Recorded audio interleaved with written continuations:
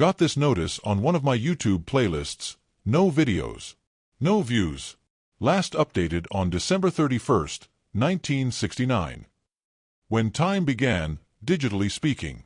That date jumped out at me. 1969?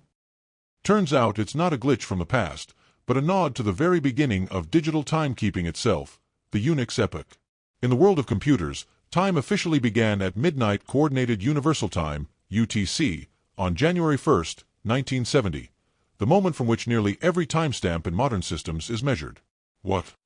Unix is a powerful, multi-user, multitasking operating system developed in the late 1960s at Bell Labs that became the foundation. You might say Unix is like the great-grandparent of modern computing, with its design principles and code DNA passed down through generations into systems like Linux, Mac OS, Android, and even parts of Windows. The reason January 1st, 1970, at 0 o'clock Universal Time Coordinated is the Unix epoch goes back to the origins of Unix itself. Unix was created in the late 1960s. When developers at Bell Labs, Ken Thompson, Dennis Ritchie, and others, were building the Unix operating system around 1969, they needed a simple, consistent way to represent time. They picked a convenient 0 point. The team decided that seconds since a fixed starting moment would be an easy, compact way to handle time in computers. They didn't want to deal with calendar conversions or time zones inside the kernel. January 1st, 1970 was practical.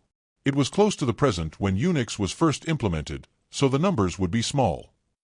It started at midnight UTC for global consistency. It avoided earlier dates, which could cause negative timestamps. It aligned well with the Gregorian calendar, avoiding messy leap year calculations before 1970. Thus, Unix time equals seconds since 0 o'clock Universal Time Coordinated, January 1st, 1970. Every date or time in Unix, and many systems derived from it, like Linux, Mac OS, Android, and even parts of Windows, is stored as an integer count of seconds from that moment. Fun fact: negative numbers represent dates before the epoch, so December 31st, 1969, shows up when a timestamp is missing or misread. On January 19, 2038, the 32-bit Unix time counter will overflow, the famous year 2038 problem, similar to Y2K.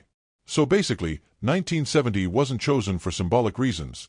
It was just the most convenient and logical starting line for computer timekeeping back then. UTC keeps the world synchronized. It's the master clock behind your phone, internet, GPS, and every system that relies on precise, global time. The best I can figure is that it says 1969 because the folder is empty and has never been updated, so the computer doesn't know the creation time of the playlist and shows a date before digital time even started, kind of like it never existed.